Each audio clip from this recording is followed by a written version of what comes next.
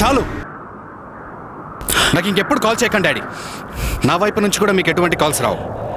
Bye.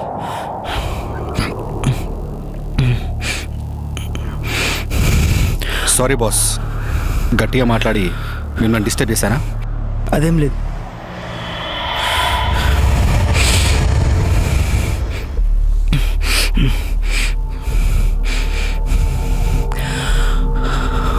Hello boss, మీరు ఇక్కడికి friend కోసం వచ్చాను. ఫ్రెండ్ కోసం. మరి మీరెందుకు వచ్చారో నేను అందుకే వచ్చా. అంటే ఫ్రెండ్ కోసం. ఓకే, ఫ్రెండ్ కోసమా? నీ ఫ్రెండా? నేను మీ ఫ్రెండ్ అనుకున్నాను.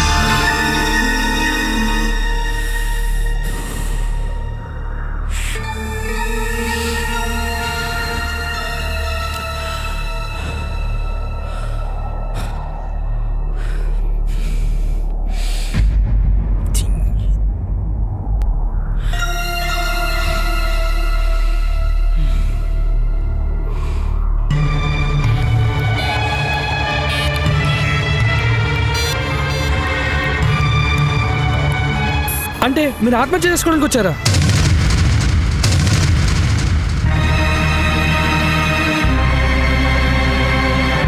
నేను ఆత్మహత్య చేసుకోవడానికి వచ్చానని మీకెలా తెలుసు?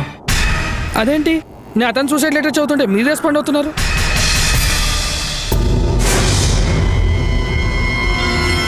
అంటే మీ ఇద్దరు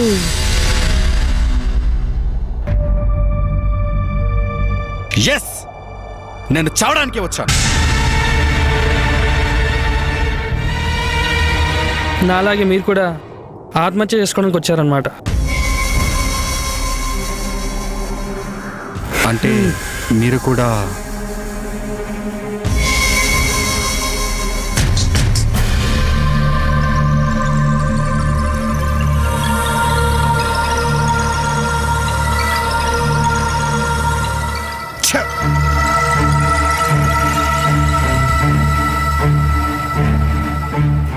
ఎలాగో అందరం చావడానికి వచ్చాం, రండి కలిసి చేద్దాం.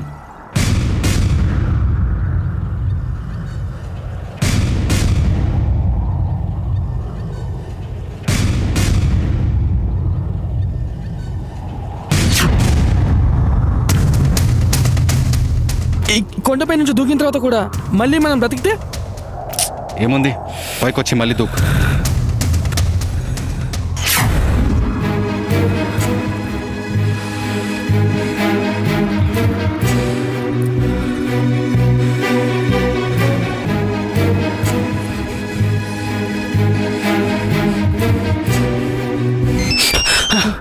ఎత్తండి, మీ ప్రాబ్లంకి ఏదైనా సొల్యూషన్ దొరకవచ్చు. ఒకసారి లిఫ్ట్ చేసి చూడండి please. Hello, welcome to Vodafone. అన్ని లోకల్ మరియు క్వాలిటీ నిమిషానికి 40.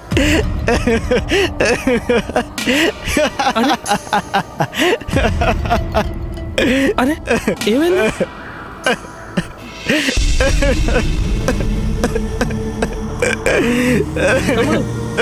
తమ్ముడు ఏమైంది?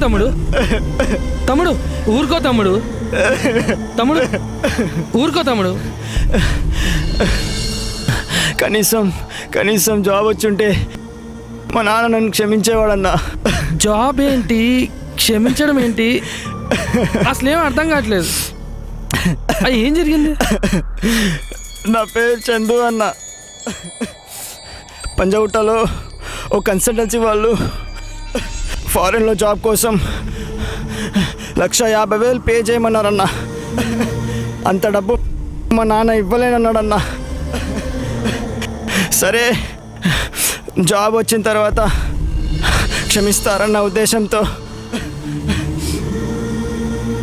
ఇంట్లో ఉన్న డబ్బు దొంగతనం చేసి మరీ కన్సల్టెన్సీ వాళ్ళకి పే చేశానన్నా. కానీ 4 రోజుల తర్వాత తెలిసిందన్నా అదొక ఫ్రాడ్ కన్సల్టెన్సీ అని.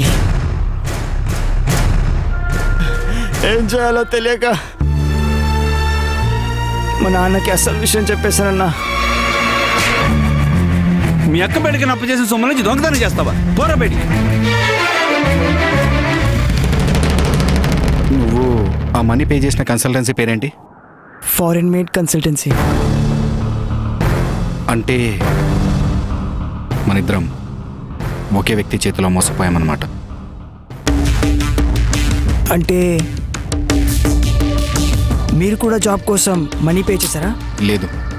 మరి ఎలా మోసపోయారు? నువ్వు డబ్బు కట్టిన కన్సల్టెన్సీ ఎండిఏ మా నాన్న. నన్నంటే డబ్బు తీసుకొని మోసం చేశాడు, మరి నిన్నెందుకు మోసం చేశాడు? నేను ఒక అమ్మాయిని ప్రేమించాను, ఆ అమ్మాయి కూడా నన్ను ప్రేమించింది. ఇదే విషయం మా నాన్నతో చెప్పాను. నాతో ప్రేమని ఒక్కనంటే నటించి ఆ అమ్మాయి ఇంటికి రౌడీలను పంపించాడు. ఆ భయానికి వాళ్ళు ఈ సిటీనే వదిలి వెళ్ళిపోయారు. ఆ రోజు నుంచి ఈ రోజు వరకు ఆమె కోసం వెతుకుతూనే ఉన్నాను. అటు మా నాన్న చేతిలో మోసపోయి ఇటు ప్రేమించిన అమ్మాయి దూరమై బ్రతకలేక చనిపోదామని వచ్చాను.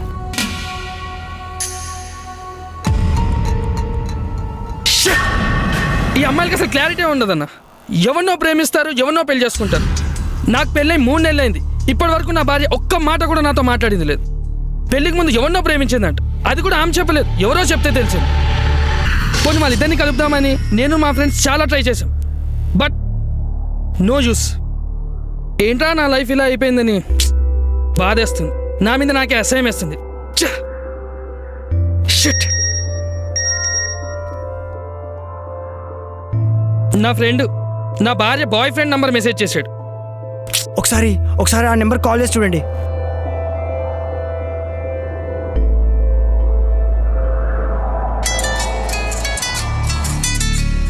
మా నాన్న అనుకుంటా నంబర్ చేంజ్ చేసి కాల్ చేస్తున్నాడు.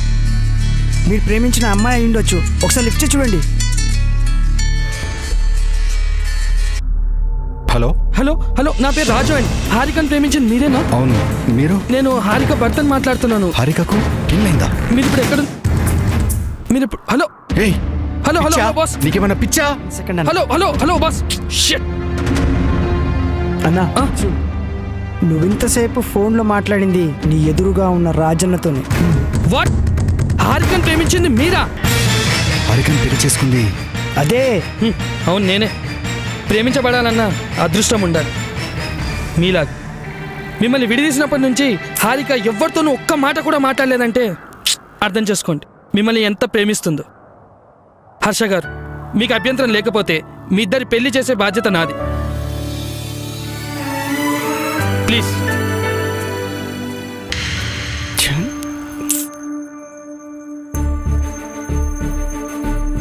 చూడు చందు, ఎప్పుడైతే నా ప్రాబ్లం సాల్వ్ అయిందో అప్పుడే నీ ప్రాబ్లం కూడా సాల్వ్ అయింది. మా నాన్న దగ్గర నుంచి నీ డబ్బు ఇప్పించి అలాగే నీకు మంచి జాబ్ చూసి పెట్టే బాధ్యత నాది. It's my promise. థ్యాంక్స్ అన్నా.